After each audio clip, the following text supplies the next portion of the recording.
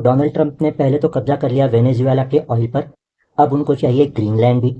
तो जो उनके ट्रेडिशनल दोस्त थे, उनके साथ वो दुश्मनी तक लेने के लिए तैयार है। इसके लिए उनके बयान कम हो नहीं रहे। वो रोज अलग अलग चीज़ों के लिए दुनिया को धमका रहे हैं। अब इसको काउंटर करने के लिए क्या चाहिए हमारे मार्केट में, हमारे लिए तो अर्निंग्स विजिबिलिटी चाहिए, या फिर क्वार्टरली रिजल्ट्स जो आ रहे हैं वो इतने दमदार चाहिए कि ये थोड़ा सा नज़रअंदाज किया जा सके।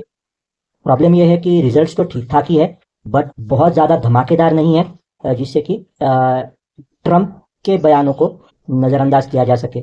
और अब तीसरी चीज़ ये हो रही है कि टेक्निकल एनालिसिस जो फॉलो करते हैं तो चार्ट्स पे अब कुछ जगहों पे नेगेटिविटी दिखने लग गई है। तो एक परफेक्ट स्टॉर्म तैयार हो गया है हमारे मार्केट में।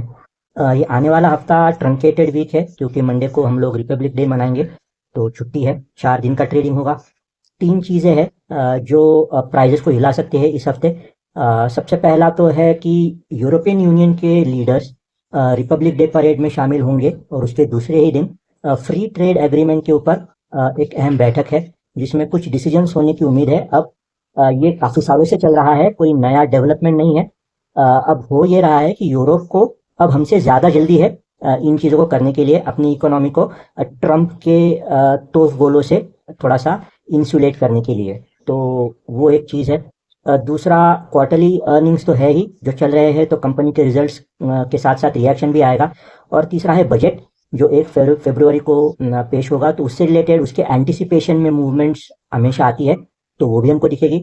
तो ट्रेंड नेगेटिव है, तो एज ए ट्रेडर इस हफ्ते मुझे बॉटम ढूंढने से बचना है। जब बनेगा तब दिख जाएगा।